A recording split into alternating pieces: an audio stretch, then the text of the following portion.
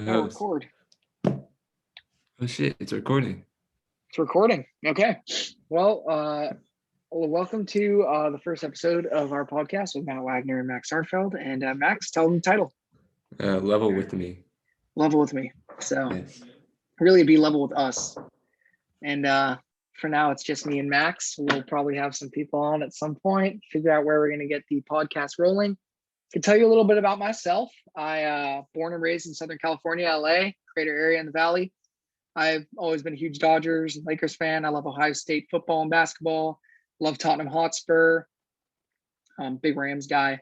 Sports have always been a really, really big part of my life. And coming up in this last year, watching my Dodgers win a World Series as well as the Lakers win the championship was a sight to behold. It was a real spectacle, some would say. But I did really enjoy it. And I'm someone who likes to talk. I have a lot to say. I in recovery from alcohol and drug addiction, which has been a big part of my life. And yeah, I mean, aside from that, it's really school for me. Max, or school sports. Take it away. All right, so I've been playing baseball my whole life until high school. And my dad grew up in New York, so a lot of my favorite teams, the Jets, the Mets. I used to follow hockey, not anymore. So right now it's just basketball, football, and baseball. And I'm excited for this journey with my boy. Very excited. So the podcast we're going to be running, I couldn't tell you how long it'll be. This is the first time we're doing this. We're kind of planning by ear to start. We're fielding questions for people to answer, our friends, and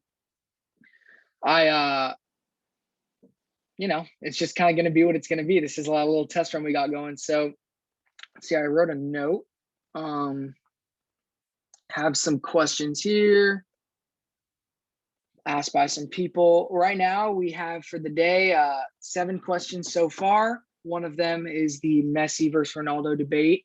Another is dark horse candidates for the NBA and March Madness coming up as well next month. The discussion of Tom Brady, his legacy, and everything around him. The bullpen situation with the Dodgers, with that emerging story today of a couple trades they made. Trevor Bauer signing with the Dodgers. A little bit about the Mets and Blue Jays and their free agency moves, as well as Houston sports revolving mostly around Deshaun Watson and JJ Watt. So I guess we could start with something that is more dear to me than it is to Max, from Messi and Ronaldo. 2 guys that are easily the GOATs in the sport of European football. If I had to choose myself, I'm more of a Cristiano Ronaldo guy. I think for him to be able to have the success he's had and win over in Spain, Italy, and England, it's a sight to behold, as well as having that European championship in 16 with Portugal, I think is a big deal. I think Messi's a great player, but I think when you look at it, I'm a fan of a guy that can do it everywhere, because unlike American sports and soccer, you have so many different places to get it done, so many different atmospheres and cities, and it's amazing. Though I do respect the loyalty of Messi. We'll move on from that quickly because it's not as much Max's field. We can talk about some NBA teams, some dark horse candidates, as was described by my buddy Adam Jason. So Max, let's hear first. What's your take for the championship this year? Who's taking it? Well, the Lakers obviously is a top choice. Yeah. But a little biased here. I think Portland has got a good shot when everyone's healthy. That's my team. They're not playing too poorly right now without Nurkic and CJ. And Zach Collins is also hurt, but don't sleep on them. No, I mean, they're a great team, and we saw it actually even last year against the Lakers in that 5-game series. They really showed up with everything they could have, even without Dame, for games 4 and 5. But I don't really see them making much of a run because of how big of a deal health is in the NBA and how they don't have the depth other teams do to continue their strengths. I mean, you look at guys like Gary Trent Jr., he's really emerged. Anthony Simmons, he developed a lot over the offseason. Simons, yeah. They got Robert Covington, who's an addition from last year's team. Rodney Hood, when he's healthy. Now, these are all great players. Yeah. I agree with you, but I think their system revolves around one guy. And he's great, but he's not the best in the business. I mean, CJ's pretty damn good too. And I hear you. I do. But when you got to think about this, right? You have one team that's going to win the championship. So it doesn't matter who else you are. I don't see them making the run past teams like the Lakers. I don't see them getting past Kawhi and Paul George. I don't see them getting past the Nuggets or even Utah. It's tough because these teams are so well-rounded and they're so great. And when you got to put together 4 7-game series that you got to win to take home a championship. And the stakes only get higher and higher. We haven't seen Portland do it. They've had great teams. Hopefully come June, that'll be the championship. We're not going to have fans for the playoffs this year, which I think doesn't benefit them because their fans are so loyal and so loud. I don't see that happening. If anything, for me, it's hard for me to say that I'll even have a dark horse coming out of the Western Conference because when I look at who's here, I don't see anybody, and it could be biased. I'm a big Lakers fan, but I don't see anyone that's going to beat them. Coming off a championship season, which was an extremely tough path to win, having to go 11 months from start to finish. They've only gotten better. Dennis Schroeder is a future star in LA. Montrezl Harrell's playing a great role, and hopefully over the trade deadline with an addition of a big man, they could really be a force compared to what they were last year. And Utah's hot right now. The Clippers go up and down. Phoenix is young, but I don't think anyone's coming out of the Western Conference. But when you look over to the East, all top 4 teams there really stand out to me. You have Philadelphia, you have Milwaukee, you have Brooklyn, you have Boston. And these guys are just great. I mean, Philly doesn't lose at home. Boston's well-rounded, young, up and coming. Brooklyn has definitely the best top 3 players in all basketball, if you want to put together a top 3 for their team.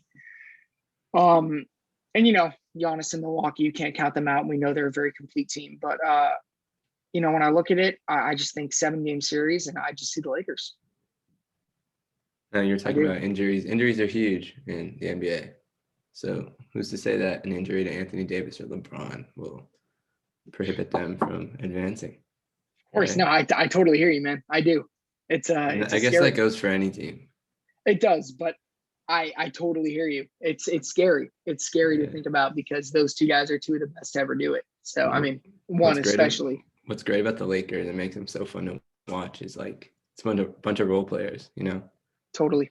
Each guy there has like their specific thing that they do well at, and you combine them together. And so even team. We signed Kyle Kuzma to that deal this year, and the guy's averaging 6 rebounds a game, something he never did before, still scoring in double digits, and he just looks like a new type of baller. Alex Caruso is the perfect example of someone who plays a role, does it perfectly, and that's what makes me feel so confident about that team is because the depth.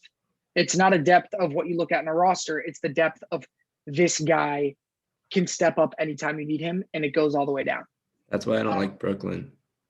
Yeah, I totally agree. They're hard to look at and think they're going to be great. And even without the depth, those 3 together on the court, they're not Tim Duncan, Monty Ginobili, and Tony Parker. They're a bunch of selfish shooters. And the only one I think is who would be willing in a normal situation to step down and take a better role is Kevin Durant. But your problem is that the guy's the best of the 3. And it would actually be, I think, selfish for him to be selfless in this moment. Does that make sense?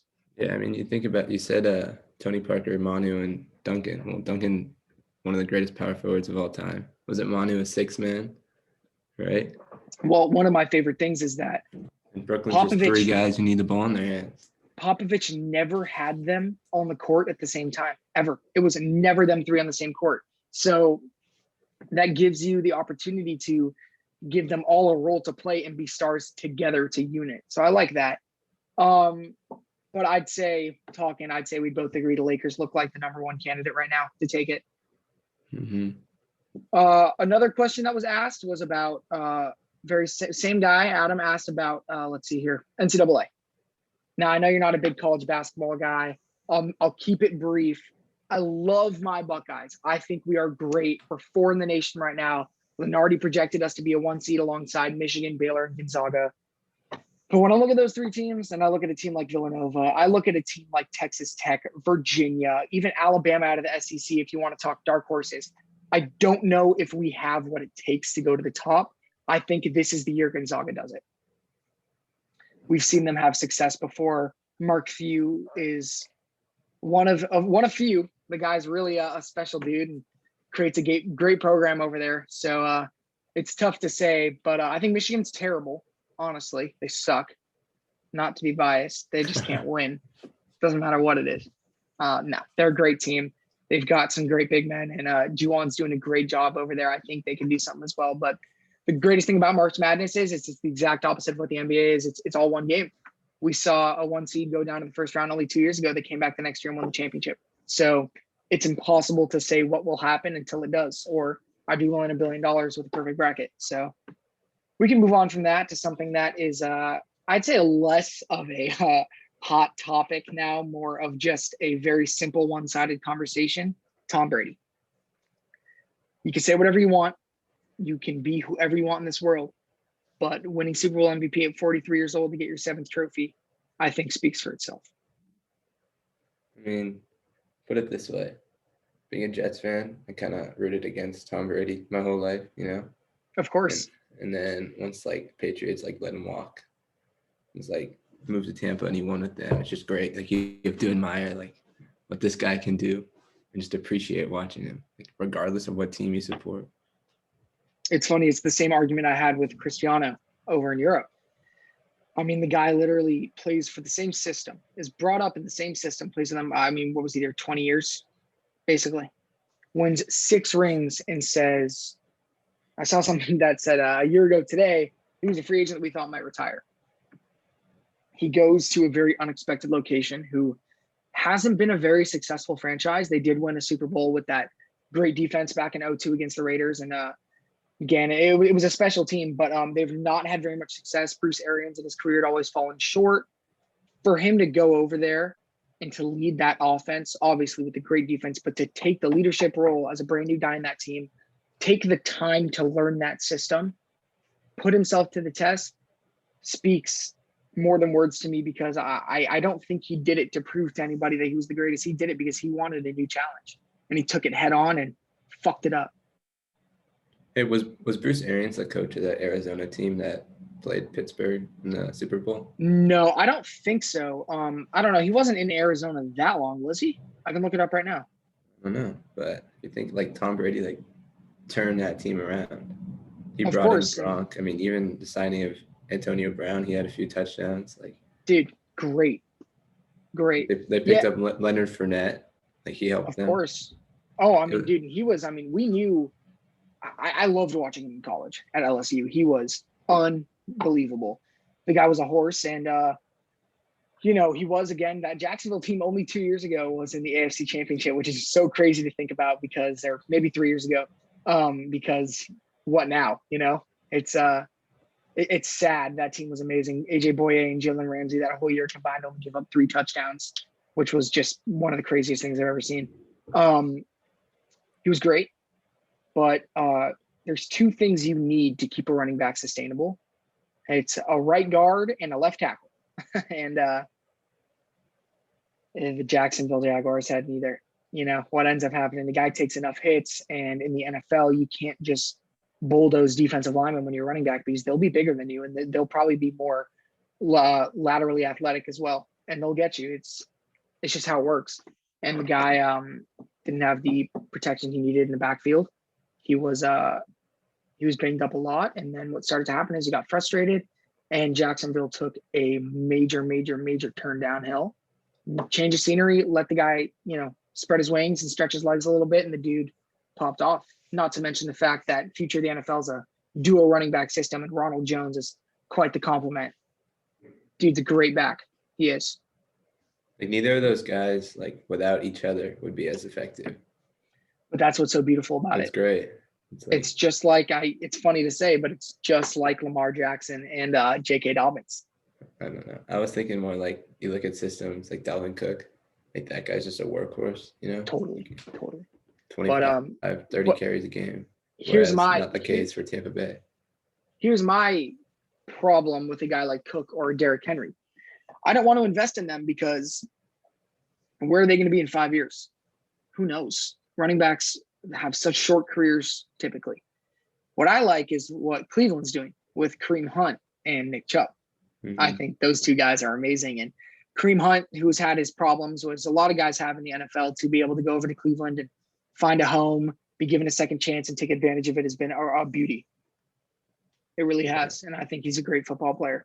They have a bright future.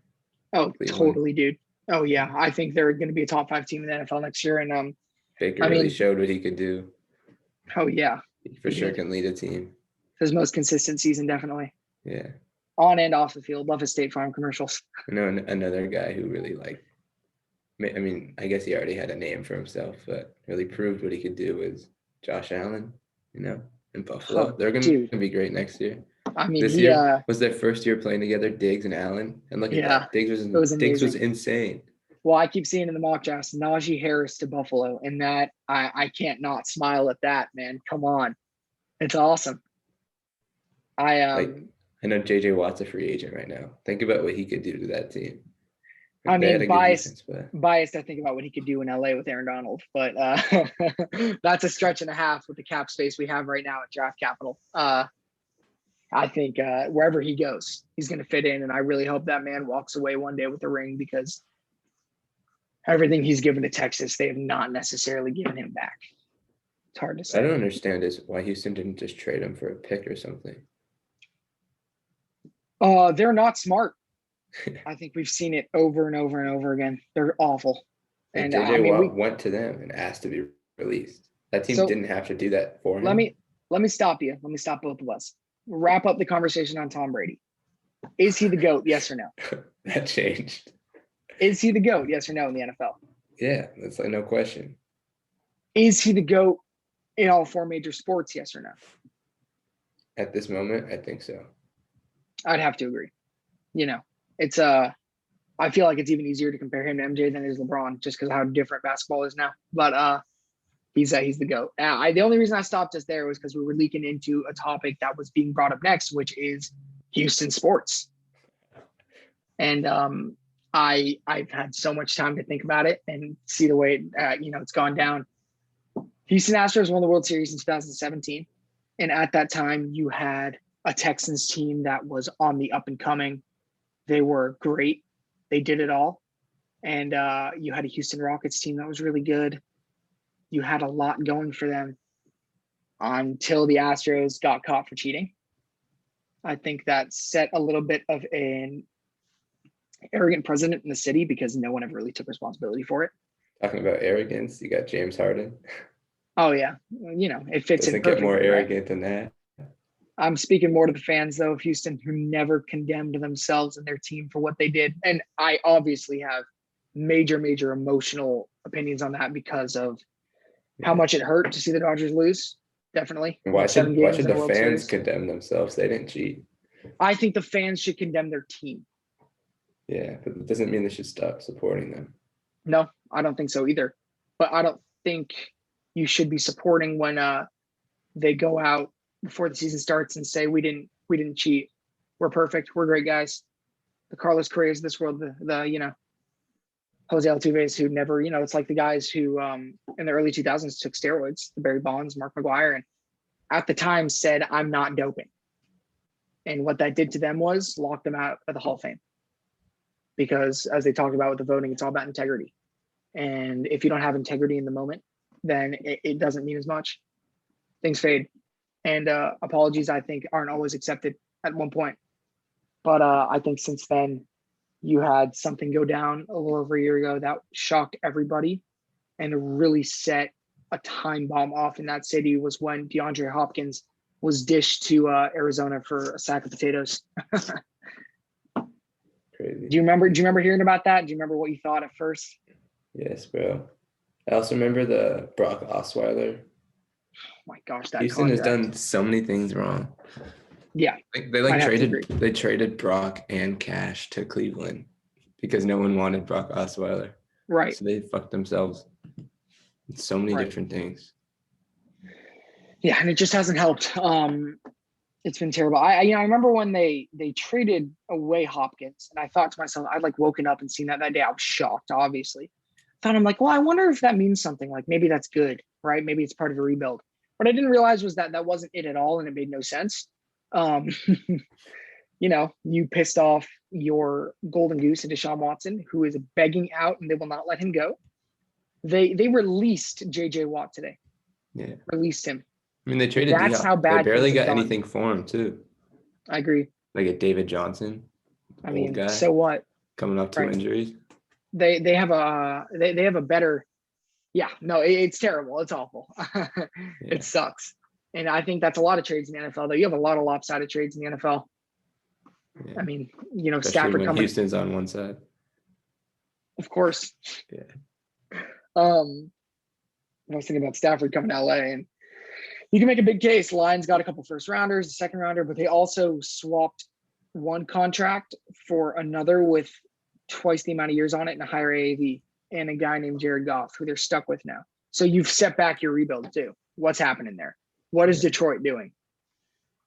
Ruining Jeff Okudah's prime. And DeAndre Swift's going to be good. They Oh got yeah. Marvin Jones, who's a year older. Well, Kenny Golladay coming off another injury. You got to hear two things there though with those receivers. Marvin Jones has made multiple comments about the aspect of coming to LA and playing with Stafford, and you'll never know what'll happen there. I'm under the impression Galladay's a free agent. Correct me if I'm wrong. Oh, I think he is. Why would he re-sign with Detroit? I mean, at this point, there's no reason to. That team's There's going no nowhere. reason to. I mean, they've been going nowhere, and now you don't have Stafford. So now Galladay.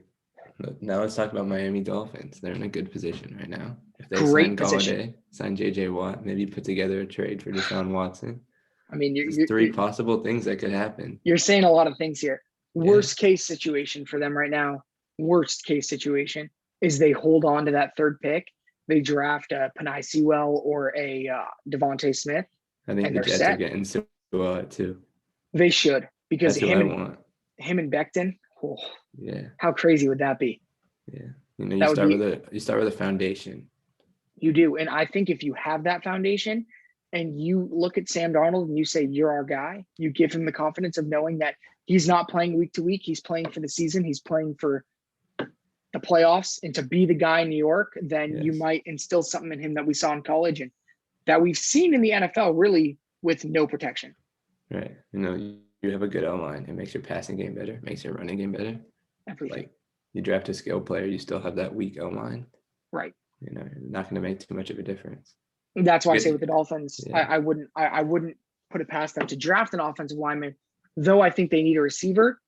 You got to give yourself time to dish the ball to a receiver. And Tua, I love Tua, but he is not the type of guy that handles the heavy pressure, the blitz.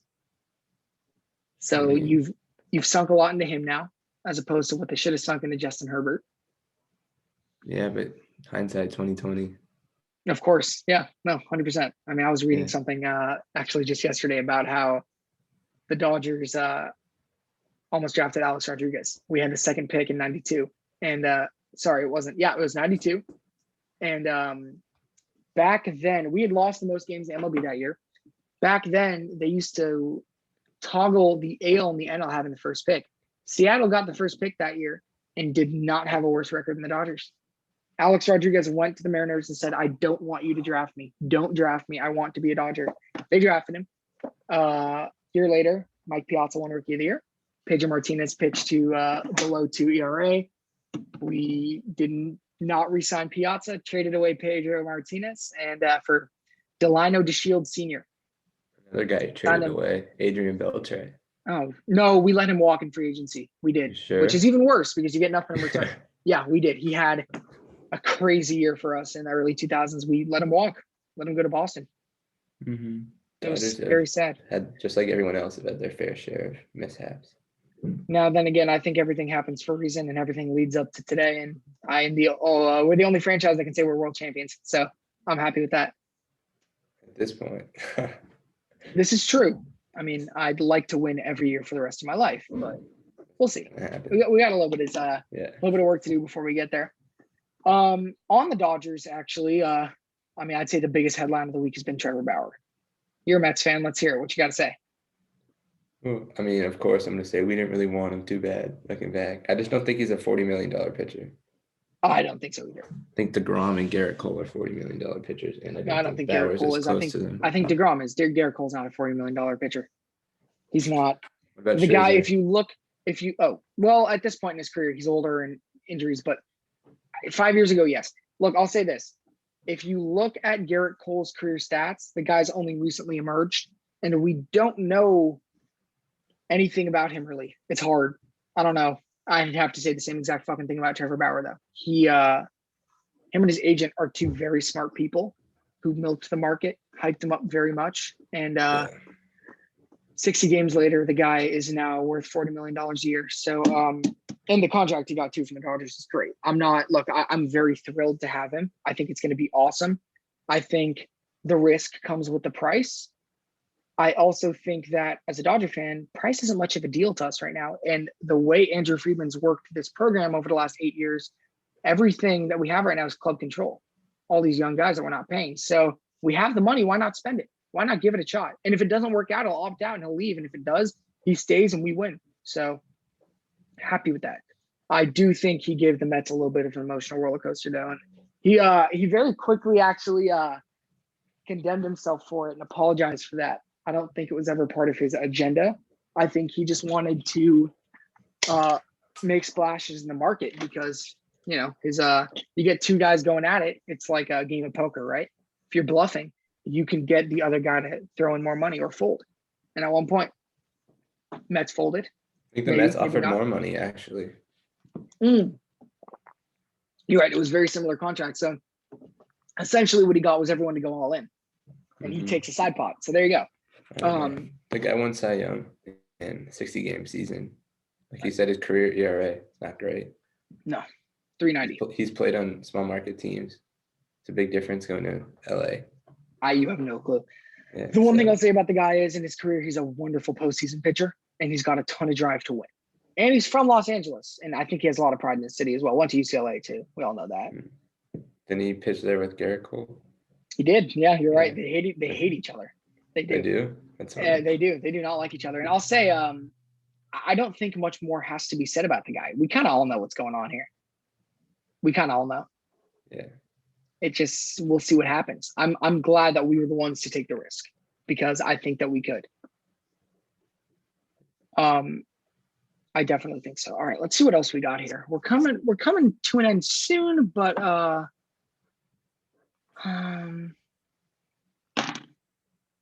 let's see. We've been doing this for a few minutes too. What time do you hop on here? About a half hour ago, yeah? Yeah, there's a timer on the top right. Oh, is there? Yeah. Not one I can see though. Really? Doesn't pop up. What does it say for you? What does it say? It says 31 minutes, 13 seconds and counting. Huh, not bad. Yeah. Hopefully we'll have that many listeners. I doubt it, but we'll see. We'll see. Get the word out there. This was fun, you know? I mean, we still got a little bit to go. Thank you very much. Okay. That's why we're here, just to have some fun. I mean, yeah, really what we are is a couple guys just shooting the shit. Just Max and I have been best friends for, I mean, we have, we've been best friends for a while, I'd say. We go way back. I mean, he's my best friend. I'm like at least top 10. Maybe it's a stretch. I'm not sure. Yeah. Am I in your top 10? We'll see how the rest of this podcast goes. Okay, awesome. I love that. Okay, so the last question I have written down, I have a couple more that people have asked. Let's talk about the Mets and the Blue Jays in free agency. Who do you think has done a better job in the offseason? Honestly, I think the Mets. I might be biased. I mean, I am biased, but I'm asking you for your opinion. You pick up Francisco Lindor. That's a game changer. And Carlos Carrasco, solid piece. That rotation with Stroman coming back, that's solid. Right. Yeah. You know, they traded Steven Matz. That was good. Get his ass out of there. Actually sent him to Toronto, didn't they? I think so. That's ironic. Okay. They signed Albert Almora, which isn't that much of a big deal, but I don't even know how much I'll help him. But they needed a center fielder. He reminds me of a Juan Lagares type. Oh, so nobody? Wow. Okay. Maybe not now, but no, I think they have. I think what he is a great defensive guy. And I think that he brings a lot of firepower to an offense. He's also won a World Series. And for a team like the Mets right now, they could use a little bit of World Series. A little bit of mileage, a little bit of mileage. Yeah. I'm looking here right now to see everything that the Blue Jays have done. They signed Robbie Ray. I like him. I think he fits in well there. What else have they done? Okay, Semyon. Almost forgot about that. That is a great freaking signing. It's a 1-year deal. Is he gonna The play guys, short? probably not, because They you got don't want Bo to move. there. You don't want to move Machette. He'll probably go to second base. And I think they might move Kevon Biggio to a left field. Okay. Then where's Teoscar Hernandez gonna play? Probably Center? DH, dude. Probably DH. Guy's not a defensive guy at all. What about Vlad Jr. at DH? No, he's actually lost a lot of weight, and the guy's got a great arm. You teach him how to field the ground ball, he's your third baseman. I mean, I'd hope he know how to field a ground ball by now. I mean, it took me a while. That's probably why I don't play baseball anymore. Springer was a great signing. We'll see what happens when the guy doesn't know what pitches are coming. I mean, we saw that last year. Did we? Did we know we saw that last year? Springer's a good player. With or He is, without he's him. good. You can't undermine that. Oh my gosh, how could I forget about this? I mean, are you sure you don't want to change your answer here? Kirby Yates, dude. This guy, when he's healthy, I mean, I'd say he's probably the number one reliever I want in baseball right now, behind Josh Hader. I'll take Lindor over Kirby Yates. I would also take Lindor over Kirby Yates. But what I appreciate about that, it's a free agent signing, not a trade. You had to give some up for him too, man. I know it's not, you had to give some up, and you haven't signed him to an extension yet. You don't know if the guy leaves after this year. I'm just saying. My whole philosophy is you give some up, but the guys who haven't done anything yet. So like until they do something, you can't feel that you really gave that much up.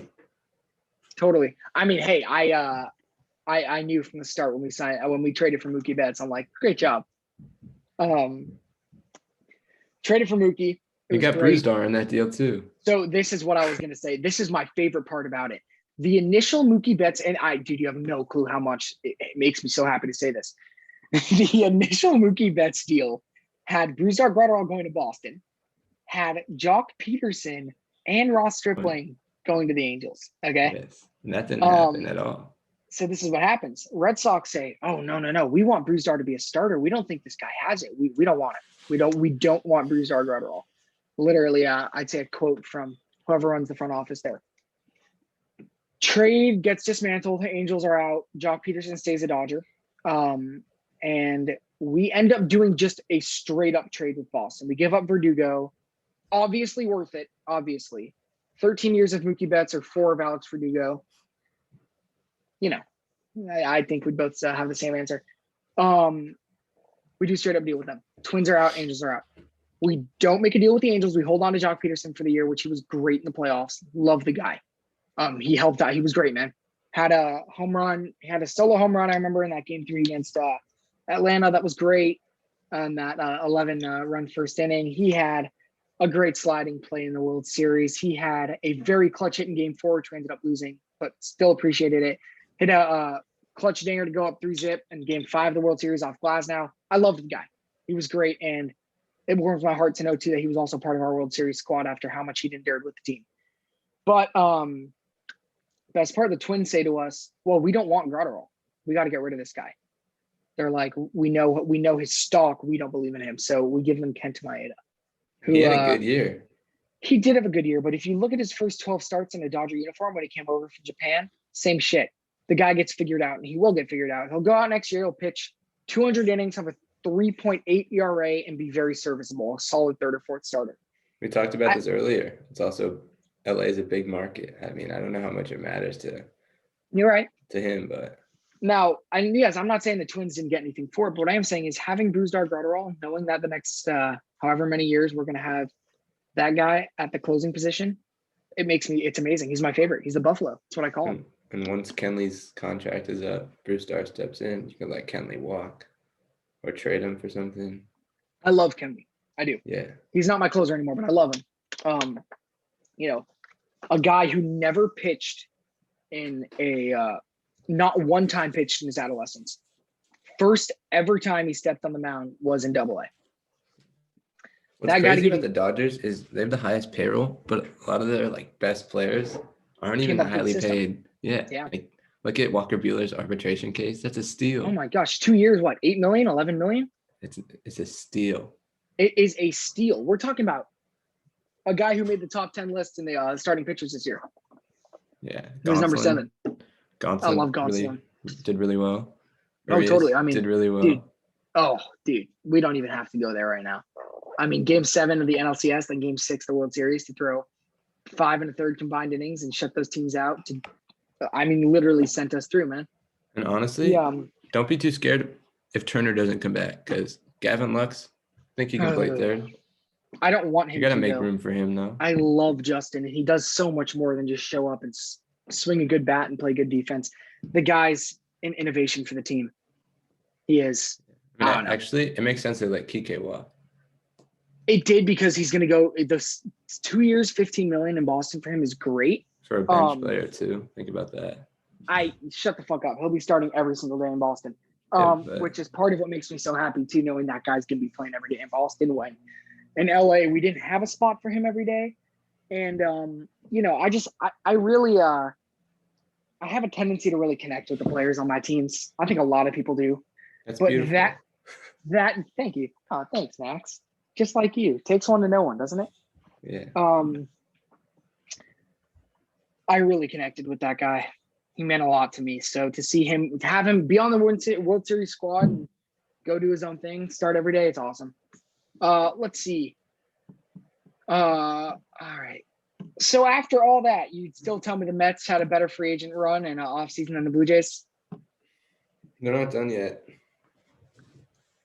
Good answer. I think if they pick up Chris Bryant or Matt Chapman, then that would seal the deal. Chapman. Oh, he's great. Okay. Maybe in terms of acquisitions, the Blue Jays could be a little bit better, but I don't think the Mets need it as much as the Blue Jays did. Totally. I agree with you. Those pieces are there for them. Springer could have helped the Mets a lot, but I think he helps the Blue Jays more. I agree. And I don't think he's not like, I don't know, man. Like, I think he's a good player. He's not worth $25 million to me. You could really redistribute that money into a lot more. So that's a guy who said Bauer's worth $40 million. I didn't say he was, but I said I'm glad we took the risk. That's all. Because money's not as much of an object with the Dodgers or the Mets. So, all right, I hear you. The new owner, bro. Steve, yeah, he's great. And he loves the Mets too. It's literally like if I was worth $3 or $4 billion and bought the Dodgers. Yeah. It's awesome. Except all right, we got a couple questions. You wouldn't let any player leave. No, I'd have a 65-man roster. Yes. All right. Gustavo asked us, LeBron or MJ? Okay. LeBron. I don't like comparing guys in different eras, but LeBron. We grew up watching him. Now, that's a very straightforward answer. This one's a little more open-ended. He followed that up with, what does LeBron need to do to be considered the undisputed GOAT? In my eyes, I think he wins one more. Yeah. I think he'll win probably 6 or 7 more, but I like your naive attitude. No, I pick LeBron because he's won with 3 different teams. You know, he's shown that he can leave and win. Jordan also showed that he could leave and come back and win. It was just different. Yeah. And that team lacked him when he wasn't there. This is 3 franchises that he, took over. Yeah. And it's amazing. It's just one of those conversations that I like because there's no right answer. I don't find it to be much of a debate because I think it's who you believe in. And I think basketball, if you look at baseball, you could compare Mike Trout to Babe Ruth on a dime. You could. In basketball, you can't compare someone playing today you can't compare LeBron James to Kobe Bryant, who played in the same NBA for 13 years. You just can't. It's impossible because the game is rapidly changing. I mean, baseball, it changes, the whole thing with the balls being juiced and the MLB denying it. And now them saying that they're going to deconstruct the ball a little bit. It's so marginal though. It's so marginal. It's not the same as just, I was watching highlights, a year ago. Kobe died. Sucks, man. I was watching. That's not a highlight. No, it's definitely not a highlight. Definitely not. But going back and watching that series in 2010 against Boston, we won, I believe that last game, 72 or 70. I think it was 73-69 was the final score of that game. That's a halftime score in the NBA today. People decided to trade for, before a good 3-and-D player is now a 3-and-3 player. No such thing as defense in the NBA. So it's hard to compare guys. It is. I got a cool question here from my buddy Caleb. He said, thoughts on players who are less loyal to cities and teams and are always on the move. I personally think it varies by sport. I think in the NBA, you have a lot of guys, you have teams. LeBron James in the last 20 years has always been on a great team, and you want to beat him. If you are Bradley Beal and you are in Washington, you're going to want to dip. If you are Russell Westbrook and you think you're great, you're going to want to go anywhere you can to win. I lose no respect for players if they leave a team chasing the ring. Kevin Durant, what do you think? I mean, that's what you play for. You worked your whole life to be an NBA champion. If you don't think you can win in one team, why shouldn't you be allowed to leave and win somewhere else? I disagree. I think sometimes, it's easy to say, but in the mind of a player, and if you really take the perspective of a player, I really think of Kevin Durant.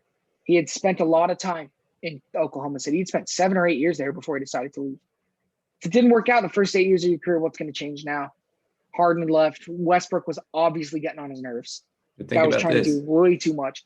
So he went to a team.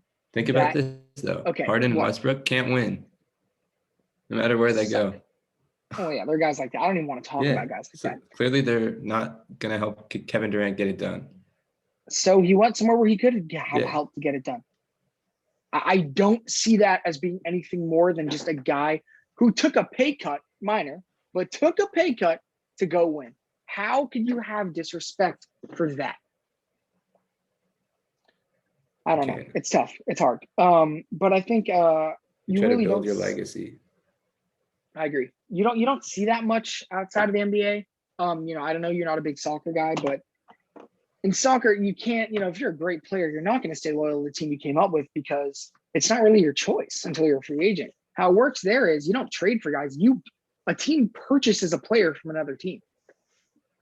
So it's different there. In the NFL, you're starting to see it more, and I really enjoy it because I don't think Deshaun Watson or JJ Watt owe anything more to the city of Houston that they've already given, especially JJ, who raised $35 million for victims of Hurricane Harvey in 1 year, and also has been all pro like 8 times, is freaking insane, has done so much more.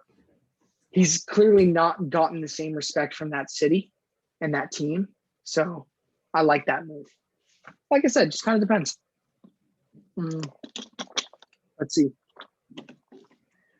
Oh, we're on to something earlier I wanted to touch up on, but you have anything else you want to talk about? No, I'll talk out. You talked out? I'll never be talked out. Let's wrap this up in about 5-10 minutes. Yeah, we could send it off. But maybe we should probably have a little something we do before we send it off. I listen to Joe Davis and Oral Hershiser. They do their off-air podcast, and they do their top 4. So sometimes they'll do top 4 or something. So off the top of my head, we'll do our top 5. What are the 5 best shows you've watched throughout this last year? Quarantine. Last year? No particular order. I don't know if I've even watched 5 whole shows in this past year. 3. Sheesh. I've been watching more movies than shows, honestly. Movies. Give it to me. We're improvising here. Okay. Dazed and No Confused. script. Okay. McConaughey? Fire. Yeah. Yeah. For my first time or just in general? Any movie. Good Will Hunting. I haven't seen it, actually. It's actually my favorite movie. Okay, I'll check it out. Let me put you on. All right. Put Mike on. Okay. I watched Stand By Me. I'm not going to say this is my favorite movie, but I See watched that recently. I really liked that. Yeah.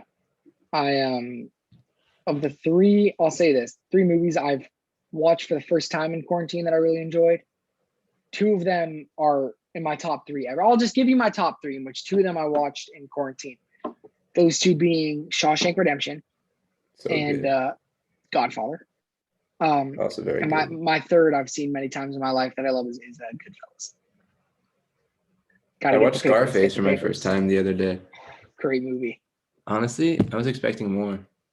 Well, terrible movie, I guess. No, just like it's so long.